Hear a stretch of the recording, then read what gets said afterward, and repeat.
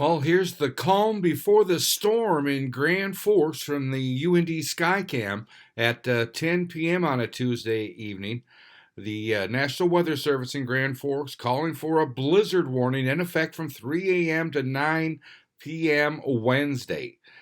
Blizzard conditions expected, total snow accumulations of 1 to 4 inches, winds gusting as high as 65 miles per hour, all for portions of northwest, west central Minnesota, northeast, and southeast North Dakota.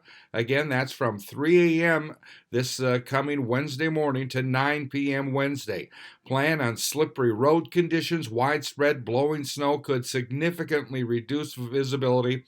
Hazardous conditions could impact morning commute. Strong winds could cause tree damage. Dangerously cold wind chills as low as 35 below zero could cause frostbite and exposed skin in as little as 10 minutes.